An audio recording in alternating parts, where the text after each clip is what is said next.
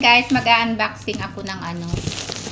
Ang kalaki-laki ng pinick up ko. Hindi man lang sinabi sa akin na malaki yung ano, yung pipick upin. Alam mo ba, hila-hila ko, nagdulugo pa yung kamay ko sa kakahila. Para lang maano. Yung laki-laking sako. Yan, liit-liit ko. O, diba? Sige lang ang bili. Pagkatapos, pag hindi nagustuhan, tapon sa kunyang. O, ayan. Tapos sa katulong. Diyos ko, day. Mga ano kaya ito? Bakit sobrang bigat? Kahon-kahon, oh. Diyos ko po. Yun mo naman, oh. Nakalaki ng kahon, oh. Tapos, ang laki niya pa, oh. Ang dali nga. Oh.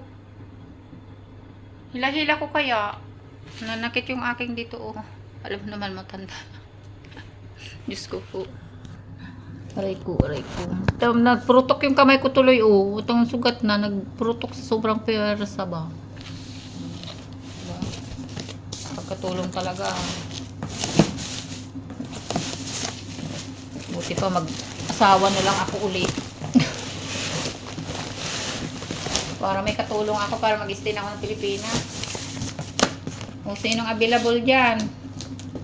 I'm available. Ayoko lang ng taga-Pilipinas.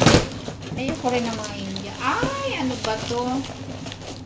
Ay, siguro gagamitin ito sa meeting.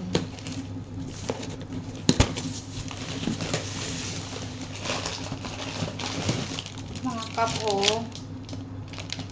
Siguro kaya pala ang bigat-bigat. Gamitin siguro meeting sa opisina.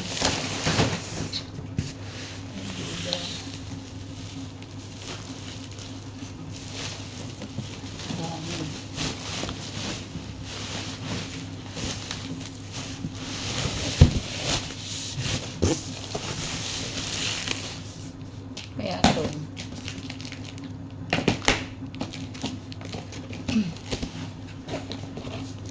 Kundi lang itong mga mababais mga to, matagal na ako lumayas dito eh, kasi grabe trabaho dito.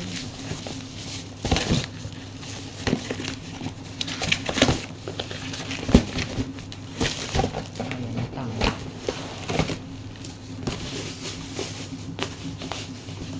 So, parami-dami ng yung... Oh. Massage for massage.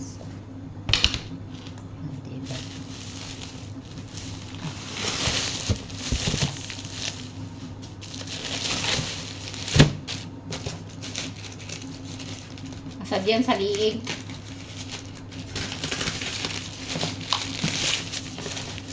Ako po dito, kompleto ko sa massage. Para hindi na kailangan pumunta sa labas. Kasi nung pinamasahe nila ako, nagpapilay-pilay pa ako. Wow! Ganda, shoes. Okay, sir yan. Hilig niya sa ganyan, banggol.